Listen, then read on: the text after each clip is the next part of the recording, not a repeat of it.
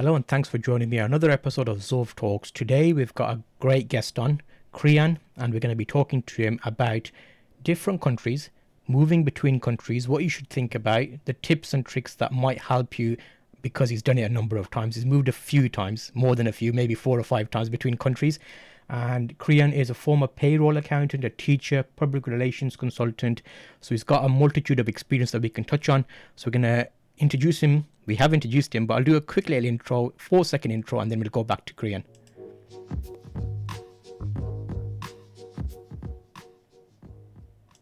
Hello, Creon. How are you today? Good. A little bit warm here in Taiwan, but pretty good. Excellent. So already we've got something there. So you're in Taiwan at the moment. You're Yes, originally from South Africa. You've correct. traveled in between that a few times. Just to start Yes. off, what's the longest country you've stayed in? That would be Taiwan. I've lived in Taiwan. This past September would have been this will be my 14th year in Taiwan. My main tip for just moving between countries is like living here in Taiwan or living in Korea. I think if you come from an English-speaking country, you're fine. But if you're moving to a place where people don't speak English, I think my best tip I always tell people who come to Taiwan like as a new arrival is you have to adapt. You have to let go of where you come from. You have to do the things Taiwanese people do if it's Taiwan or wherever you are. Like do the things that they do, speak the way they speak, think the way they speak. And I think that allows you to sort of be happiest, I guess the greatest amount of happiness, attain the greatest amount of happiness you could possibly have living far away from where you were born. Okay, so that's a great introduction into that. Going into it further, in terms of the listeners we've got and what they would be expecting, I'm thinking along the lines of someone's currently successful in their country. They're thinking about moving to another country to maybe benefit from success there. How would that tie in with your current role, what you do, and how you've progressed between countries? What was the reason you moved between those countries? For me, in the beginning was just education. I I did my final high school exams in South Africa, and actually those didn't matter because I'd already done the old version of the SAT for studying in the States. So I went to the States for a bunch, and then like most people know in the States, right? If you want to stay in the States after you finish school, you've got two options. One is called OPT, which is optional practical training. It's a year to 2 years, depending on master's or bachelor's. And with that period, your company has to apply for you to get a green card. As everyone knows as well, like from the Bush years to the Obama years to the Trump years, it sort of varies between 75 to 150,000 green cards every year. Most of those go to IBM, Google, Facebook, etc., all the tech jobs, that sort of stuff. So I Sorry, did. so to interrupt you there, Go I'm ahead. quite curious. So when you're talking and something triggers me, I will interrupt you. So I apologize in advance. No problem. In America, so there's some assumed knowledge there. So not everybody listening will know this route that you talked about. So for example, if I'm currently in my current country, if I have a company, I can move to another country as part of a program. Is that what you mean? I mean, this is from a student perspective. From a Okay. company perspective, I think most people would know. Most companies have like an investment visa. We have to put in a certain amount of capital, right? It ranges like in Taiwan, I guess in Taiwan it's about 50K US. I remember when I was living in the States, it's about half a million US. Um, I think Ireland, Southern Ireland anyway, is about 80,000 euros. Again, these are all the places I've lived in, so which is why I'm aware. But yeah, no, if you want to move to a country and you're not a student or you're not getting married, you have to do an investment visa. There are options in other places. A good example is Portugal. At the end of this month, it starts a digital nomad visa, which works perfectly for people who are working at home.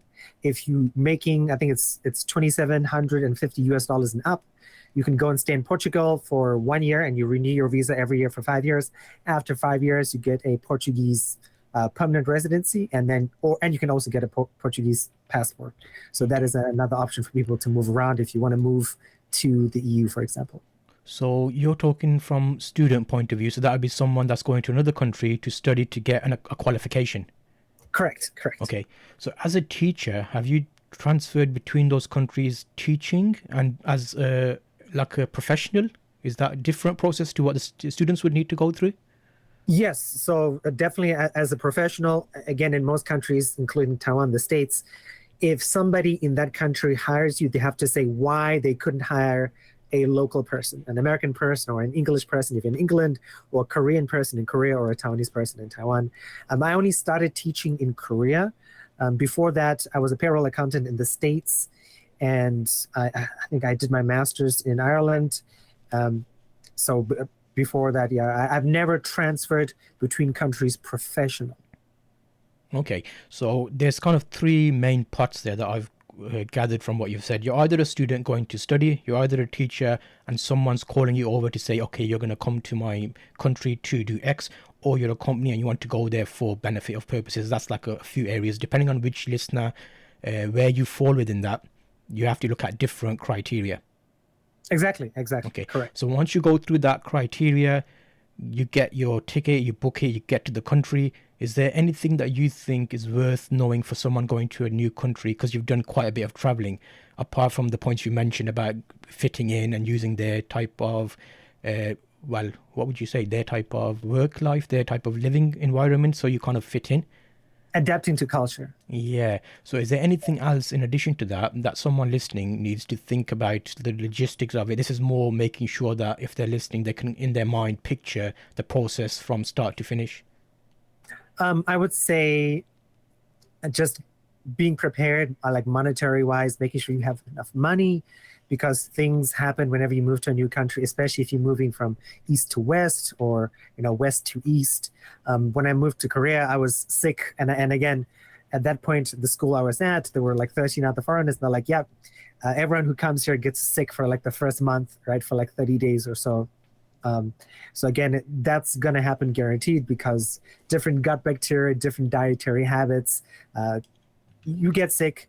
So you got to be prepared for that. Be prepared for the weather, of course. I would say, I guess basically what I would say is make sure you do adequate research. I mean, the wonderful thing of the internet is, right, there's so many YouTube videos, watch so many podcasts like yours you can listen to, where you can sort of gather as much information as possible and then come up with a plan so that you're, I would say, 70% prepared, because no one's going to be 100% prepared. It's you can't foresee the future.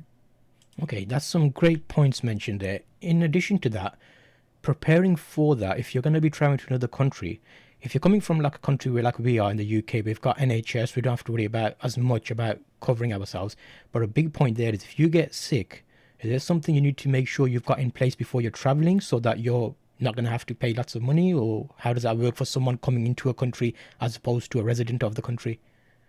So that again would come down to research. Some countries like would be expensive, but when I was sick in Korea, I remember at that point my school had not applied for my, again, Korea. Most of Asia has national health insurance, like you guys have the NHS.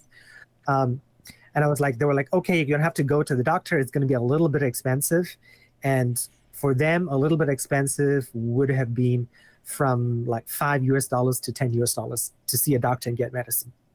That is the difference. Yeah. So it's definitely, I mean, that is something I did not do. So it's one of the things, if I had to move again, I would definitely research medical costs when moving to another country. But definitely, Have you got any resources for that? Because that sounds like a good point to start with. Because I would think if I'm traveling somewhere, the first thing I tend to think is, if I'm not well, I want to make sure I'm cared for, or there's a plan there. Is there some resources you think would be a good point, like specifically like a certain site or a certain type of insurance plan or something that you're familiar with that you've used maybe? When I moved to Korea or Taiwan, I did not have insurance beforehand. And then again, like I would say, most insurance schemes are, they're not gonna help you deal with the impact of paying money when you're in Korea or in Taiwan or in another country. I would say, like, if you want to look up good insurance, and I've actually never done this, is there's a website which, Zulf, I can send you a link after we're done recording today, and you can include that in the show notes if you want. It's a link I use like because my wife and I were thinking about the whole Portugal digital nomad visa, especially living close to China, and recently this year, China and Taiwan having issues. We were like, okay, if stuff goes bad, we should have another option. So like in that side, and then in that side it compares medical costs and food costs and water and everything, and it has a really cool list. I don't remember the name offhand, but it's one of the probably one of the most popular comparative sites for when you're moving between countries, insurance, rent, mortgages, banking, all that sort of stuff. Okay, that would be really good because I think we're looking from this of the point of view someone's thinking about moving countries. They're not sure what it entails, so they're going to search and find this podcast. I want them to have some type of starting point. Obviously, we're not offering advice or suggesting a site is better than the other. We're just giving them a starting point that they can start with and then do research to find what works best for them. So definitely we'll include that link in the show notes to give you a pointer, a suggestion of where you can look, because I think these are things that needs to be created so there's somewhere where they can actually easily find them and then obviously find which direction they go. It might just be a thought that you're thinking about moving to another country. You may not actually do it, but doing the research and then later life you might have a suggestion or an idea to do it. You've already done some of the research, so you know the route to follow. So that's really helpful. Thank you. That would be great for that note. We'll put that in the show notes as well as all the details to get in touch with you, and we're doing more talking about your projects later on. Also, touching on the fact what you mentioned there, if we're moving to a country and we're planning to stay there for a while, accommodation wise, is there like a better solution for longer term accommodation rather than like a B&B or a hotel or something? Um, Again, if you move into Asia, most Asian countries, especially I would, what people would classify as the first world Asian countries, right? Korea, Japan, Taiwan. In order to rent an apartment, it's something, the phrase is different in the local language, but it's called key money. And key money is usually a sizable amount of money, like we're not, would be £1,000 and up, right, as a deposit, right, beyond the first month, last month, and deposit money. So you're putting in a fair amount of money. So usually what happens here, if you're working for a company in Taiwan, Korea, Japan, your company will pay for accommodation for you, and they will put down the key money. So, and usually they will actually pay for your apartment. Given the state of the global economy at the moment, probably that benefit might not exist at the moment, but usually that is the case. If you're looking for accommodation, though, generally, like if you come on a British passport, an American, what happens in this side of the world is a lot of people come here, they look for a job then, and then you convert yourself into a work visa. So then you're sort of stuck with an Airbnb, or a hotel or a motel or what is that, like a backpacking lodge? I forgot what the English word for that is. But yeah, stuff like that. Yeah, unfortunately, there's no better choice out in Asia beyond those options. Okay, interesting. So you're asking us a nice starting point around this subject. Looking at that, thinking about it, when you're out there working and you've got a day-to-day routine, how do you balance that with coming from another country, like a work-life balance kind of arena for maybe going to another country? Is that something you've had much experience with, especially with the multitude of roles you've done? That is an issue I have struggled, and a very good question. It is a question that forces people to leave Asia a lot. I've had friends, coworkers come to Taiwan.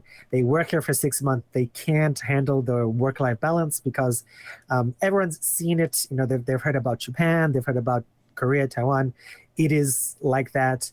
The Chinese word is Jabon, which is like extra work in English. And like my wife, for example, when we first started dating, she would send me messages after 9 because she got to work at 8 a.m. and she just got home at 9 p.m. and that was normal.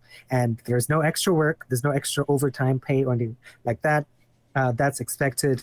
One of her good friends of mine, I introduced her because when I shifted to working in crypto, I introduced her to my previous job working public relations. And she's like a 25-year-old Taiwanese woman, and that is the generation where like, okay, I know how Western people work. Why do I have to work like this? So it's something I struggle with. It's one of the reasons I changed to my current job working for an American Swiss company, because when I was working as a teacher and public relations, right, it was you're working 6-7 days a week. You're on call all the time. It's just life is very busy here, and I do miss the laid-back Western life. So what does the public relations entail? What kind of like duties would that mean? What's the typical day with that role? So a typical day would be, and for most of the job, I only had to go into the office twice, 3 times a week. I was lucky to be able to work from home sometimes. But what that would involve is, in my particular role, but generally public relations involves pitching articles to magazines, meeting with clients. In my particular role was doing some translation from Chinese to English, pitching stories to architecture magazines. A lot of preparation for my boss at the time is to sort of say, hey, this is the words you can say, this is what you can't say, this is how you should dress, this is how you should sit. These are the things that are the key points at the moment, so the vernacular in architecture. It's sort of half, maybe 30% writing, 30% media preparation, maybe another 30% pitching stuff to people. Okay, that sounds good. So I think depending on the types of roles, it's easy to move between countries and do a similar thing. But it sounds like you've got quite a lot of experience with the translation side of things as well, so that's helping you. So going forwards, where do you see yourself? Are you happy where you are now? Are you planning to move to another country soon? Going back to what I said about, just the sort of political tensions here, I'm happy where I am. I love Taiwan. I grew up pre-apartheid in South Africa, and most English people will know what that means, right? Is you were in a place and you didn't meet anybody else other than the people of your skin color, right? So I'm ethnically Indian, right? I saw people like Zulf and myself most of my life until 1990, right? I'd never met a black person or a white person before that. And then after 1990, the former president was like, okay, if you're a person of color and you're certain occupational standing, you get to move out of your segregated neighborhood. But why I mentioned that is I never felt that sort of messed with myself growing up. I never felt at home in South Africa, but I feel at home in Taiwan. The people, despite not speaking really amazing Chinese, I still enjoy it here and love it here. People are super nice and very friendly. I would still consider moving just because of political tensions, but that would be like a last-ditch effort. I'll still stay here until the missiles start falling. Knock on wood, that doesn't happen. Yeah, so if I did move, it would be probably to Portugal, maybe to South Africa, and maybe some other places there. The world is quite wide and open, so there are lots of choices. And I think it also depends on the type of person you are, because some people can easily adapt to moving around. Some people more like to have like a hub where they can go back to each time and have familiarity. But it's important to see what fits best for you, and this information helps you to make that decision, because a lot of the listeners will be thinking about this journey. There's a more of an emotional side to this as well. It's not only you're going there to work, you've got the whole family side of it. If you're leaving family behind, if you've got access to people that can help you, however you find adapting to another country and leaving behind the people you know. I left home when I was 17. My 18th birthday was on the plane, I remember. Again, like most, I'm a middle son, so it's the older son gets all the attention, the younger son gets all the attention, the middle son is usually the ignored son, and it was not like my mom did a great job. I've never, like, as a rebellious middle child, I did not miss my family very much. That is sort of like a maturity thing. I think that happens to a lot of people. Only probably after 30, I started to miss my family. Less South Africa, where I was born, but more my two brothers, because I'm a big gamer. I love playing computer games, and my brothers and we all love the same thing, and so I miss that experience. I miss my mom's cooking, of course. Every son misses their mother's cooking. So yeah, definitely miss my family for sure. Okay, that's great. What we'll do now is we'll go to a quick mid-roll, and then we'll come back and carry on speaking to Creon with some tips about traveling. So a few tips that he would give for someone thinking about this route. So we'll be back just after this. You're listening to Zulf Talks, a podcast answering those questions we've all got in our minds, the day-to-day things we think about and the challenges we face. Be sure to reach out on social media if you have any questions about the topics we're speaking about today, and let's continue with the show. So thanks for joining me back again. We're with Creon at the moment. We've done a few different topics, thinking about moving countries. I think it's time now we get a few solid tips, and then we can go a bit more into the background of Creon and what he's doing at the moment, the projects he's working on. So what would you say if you were to say maybe 4 or 5 top tips? If I'm thinking about moving countries, What would be those five tips that you would give me? So if you're thinking about moving countries, I would research food. One of the number one complaints living in Asia, not even living in Asia, like moving around, I find is from people I've lived with, other foreigners in a country have been is like they dislike the food, and that is a big thing because you have to eat 3 times a day, maybe 2 times a day or 1 time a day if you're lucky, but you have to eat, right? And if you don't like the food, that's going to add to your dissatisfaction. As much as you can think and again, this might be one of the things that you might be able to cook or something like that, but again, you have to factor that all in. But definitely food, research what the food is like. Are you a spicy person? Are you not a spicy person? Can you adapt? If you can't, check, go on to the next thing. Definitely research the medical system, health insurance, what you have to pay, what are your existing conditions? Can you deal with those existing conditions in the new country? If the new country's language is not English, you should definitely prepare some things, information in whatever the native language is, because even in Taiwan, you'll meet most doctors can speak some kind of English, but generally speaking, stuff in Chinese in some places will definitely help you get a lot further. So food, research health system, and your own conditions as well. Number 3 as well, I would research accommodation. Accommodation is definitely a huge thing. As I mentioned, key money in Asia, being safe, how people live. The way people live in different countries is different. In Asia as well, it's a very communalistic style society. So it's not where there's nobody in my apartment building who plays music after 10 p.m. because, again, we live in harmony. And so there's no okay, this is my music, this is my house, I can live the way I want to. You have to be able to adapt to the way society works. So definitely research accommodation and the rules behind such accommodation. And number 4, I would say is a mistake I made living in different countries is research a way for you to invest in your retirement. Because as you're moving between countries, you're not doing like a pension scheme or a 401k in the States, right? So you should have some sort of way for you to invest the money that you're making as you're moving between countries, because there are ways for you to carry across a pension or a 401k if you do leave the States or England or South Africa, for example. It is very difficult. I think much more efficient ways for you to create your own investment scheme and then invest into that, and don't be like a lot of people my age who have moved around a lot, just start investing when they're a bit too old, I would say. Okay, so when you say 401k, is that an equivalent to a cash ISA in the UK where you put money away into a savings account? It's tax free. Correct, exactly. Okay. That is the American equivalent. Okay, that's great. Those were some great tips and some that I didn't think about. So thank you for that, because health system, food, accommodation, and retirement is a key factor. And some of those people won't think about when they're moving. They might not think about retirement, but that is a long-term thing you want to have in place so you're safe when you're getting on, basically. So exactly. I think that's a nice overview of the countries. We're going to go into a bit more details about yourself now and look at what you're working on at the moment and projects that you'd like to share, because I know you've got a wealth of knowledge.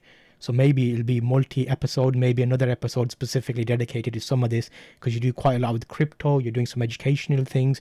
So what are you currently working on? So I am a full-time community manager at a company called Tokens. Our parent company is 21Co. We are 21Co is the largest ETF, exchange traded fund, or in Europe it's called the ETP, exchange traded product company in the world. And we sell, to make it easy for people, right? Like if you want to buy crypto, right, it's pretty complicated. You have to sign up for a Coinbase or a Kraken or a Gemini account. It's a little bit technical, but this allows you to buy crypto on a stock exchange, which most people have a broker or some online exchange like Robinhood or something like that. That is what we do, and that's my main role. I teach an English class for grade 2 elementary school students once a week, just to help a friend out of mine. That's really fun. I like kids. I don't have kids, but I like kids.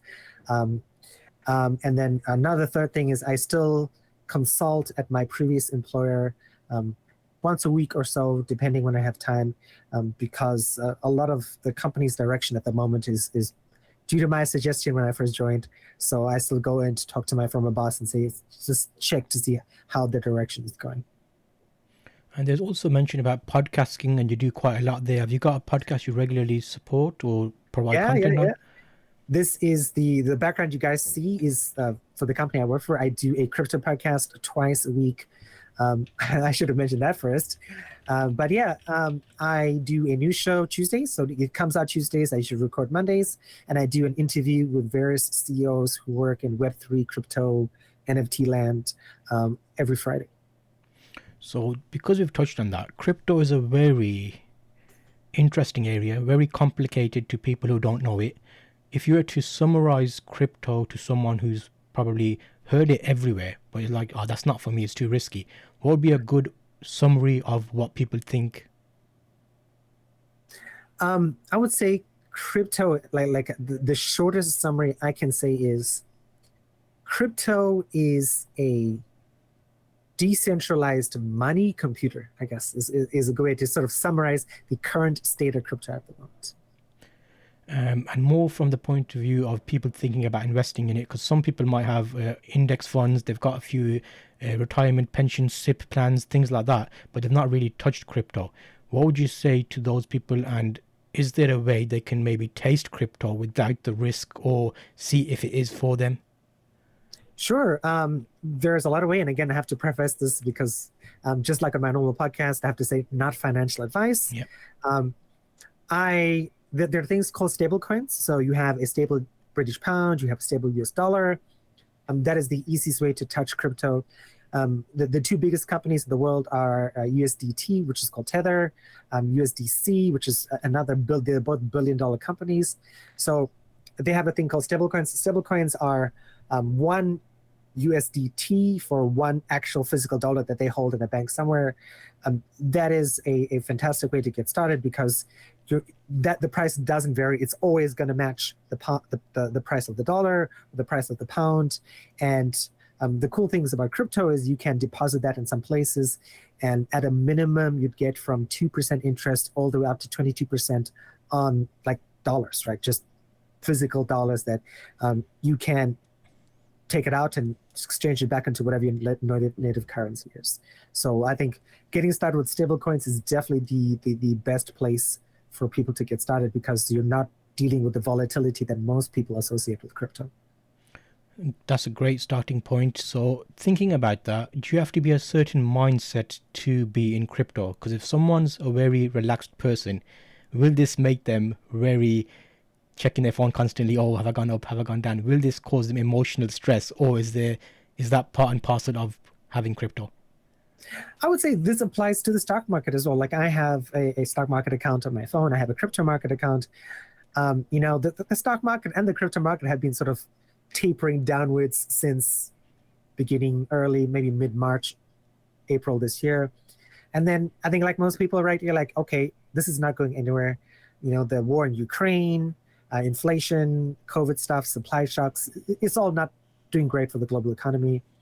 So it's just like anybody else, like you check your phone less because it's not going anywhere. But in a bull market, yeah. I remember last year's bull market or 2020, I'm like checking my phone multiple times a day in crypto, in the stock market. So I think the experience is not too far off from the stock market. The big difference is that crypto can move faster than the stock market. Google is not going to go from $100 a share to $2,000 a share in a day, but Bitcoin could go from 20K to 42K in a day for sure.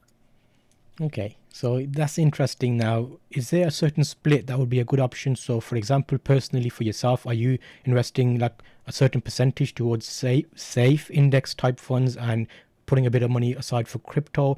And do you have any, not suggestions, but what are you currently investing in index funds, or what are the best ones you currently like the sound of, just so that our listeners have an idea of what is out there? So I do indexes, but I do indexes for crypto. So about 30% of my portfolio is about that. And again, just me, right? Everyone should do their own research, figure out what is best for them.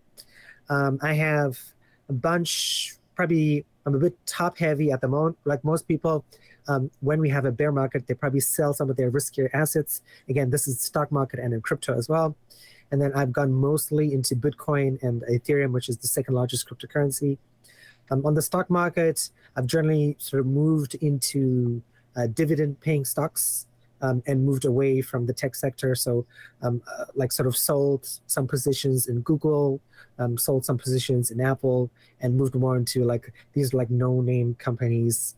One is a natural gas company in America, but they pay out dividends. Johnson and Johnson, another famous company, they pay out constant dividends as well. And just sort of preparing for what the IMF, the World Bank have said 2023 is going to be not the greatest year, unfortunately. Okay, great. I think that's a nice overview into what you do and the areas you're passionate about. So to summarize, basically, we've done quite a bit of talking about countries there, and it's had a nice impact into the life you've got. We've talked a little bit about finances because we do quite a lot of finance talk on the channel as well. So a lot of people are probably listening to this on the podcast. We are actually live streaming this at the moment to Reddit as well, and currently 60 people watching. So hello to Reddit. Thank you, everybody listening. Hey, if you have any questions, you can drop them in chat. And just coming back to the show, if you're watching this on a device where you can see video, Creon, you're wearing some headphones there. I wear glasses, so do you.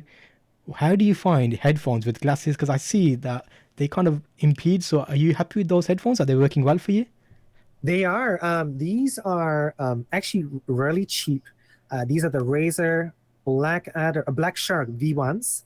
They're actually gaming headphones that I cut off the microphone because I have, like you do, a nice microphone over here.